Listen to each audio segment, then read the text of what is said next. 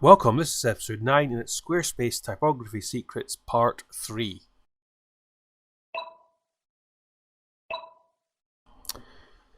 So, in the previous videos in Part 1 I covered how many typefaces should you use and also a wonderful rule for choosing typefaces in terms of using one sans serif and one serif font, and I also got into a little bit of accessibility and why that comes first before good looking type and typography. In part 2 I covered letter spacing or tracking. I also covered spacing, line height and line length. So if you haven't seen parts 1 and parts 2, they're only about 5 minutes each, so definitely check them out. And I'll put the links to them, you'll see them in the playlist, but I'll put the links in the notes to this YouTube video as well. Okay, so point number 1 is I would say try and get to know 5 fonts really well over 50 fonts that you just know little about. Really focus on getting to know or just a few fonts and really well. And it might be things like the font has great ligatures that you know. Ligatures are sometimes different design characters. Let's say if it's an F and F, the Fs can join. Sometimes fonts have really good ligatures. Some headings in a specific fonts, you might just know that to look great they need to be 1.3 instead of 1.2 of line height. You might just get to know that on a specific font letter spacing needs adjustment on certain words, just little bits like that, but it all adds up into a much more better typography for you. So less is more really, and just focus on a few fonts, even 5, 6, 7, and really get to know them well. Use them in different situations. It's going to help you going forward. Okay, so next point is number 2, and that is vertical rhythm. You may have, this is starting to get a little bit into kind of intermediate typography stuff, but you may have heard of vertical rhythm. It's basically everything kind of sits on equal lines. But if I show you an example there, online, it's in graphic design, vertical rhythm was quite easy. But with the web, of course, things move about, things change, screen sizes are different. Some users have different default font size on their browsers, etc. So it's actually very difficult to get vertical rhythm on a web page. And for instance, I've just moved, let's say the client resizes an image to what I've got there, and that will immediately throw out vertical rhythm. It just won't be matching along the kind of grid.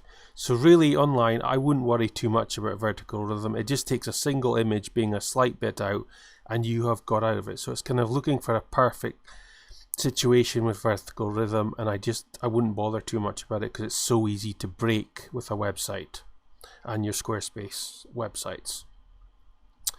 Number 3 is don't completely dismiss default fonts. So like one of the I read a few years ago that some of the real top typographers, one of their favorite fonts was actually Georgia, and that's just built into every browser. That everyone has got that built in. And the great thing, if you are going to use default fonts, the great thing is that they're not going to take a hit on performance, and they've been tested in numerous situations. They just work online. So you've got Arial, you've got Verdana, you've got Times New Roman. I wouldn't completely rule them out at all. They can work very well, and as I say, Georgia is rated by some very experienced typographers as one of their favorite fonts.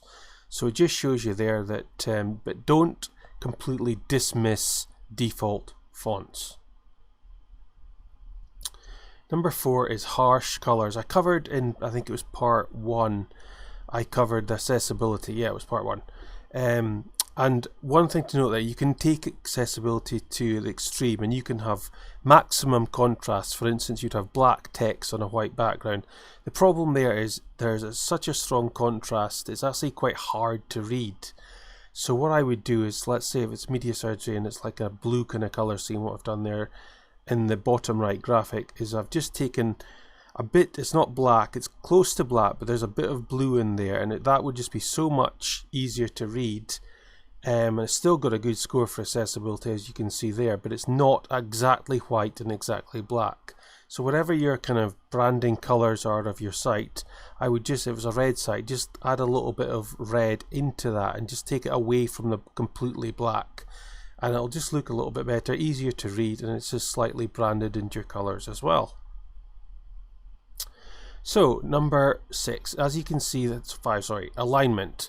So as you can see there, I have, if you look at your elements there, they're kind of nudged in, like, I don't know what it is, 10% or whatever pixels, but it just doesn't look great there. There's no alignment on there. If I run the animation again, you will see that's what you want. You generally, in most designs, you want to have a hard left edge with your content. So the first line would be your heading, that's what it's supposed to represent, then your paragraphs, then the image.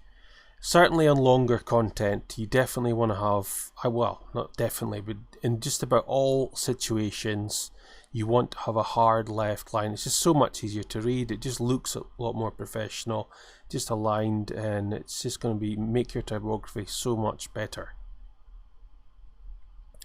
So number 6, what is this final slide? What is important? There's so many different fonts you can use within Squarespace, and it really is easy to add them in. But what you absolutely must do on your type, forget about good looking fonts and aesthetically pleasing and gorgeous typography. The absolute main thing you need to concentrate on is making that font legible and readable. So it's easy to read, easy to decipher, easy to read the words, easy to comprehend. Gorgeous means nothing if the words cannot be read. So just remember that. It's a big point to end this part 3 on. And just forget about good looking stuff and just make it readable first. Of course you can get fonts that are gorgeous and legible and readable, but legible and readable have to come first. Okay, so that concludes this part on Squarespace typography. I hope you enjoyed the video. Please leave a comment if you have any questions. I might do a part 4 maybe in a couple of months or something like that. But that kind of concludes this kind of short burst of typography videos for Squarespace, and I hope you enjoyed them, and talk soon.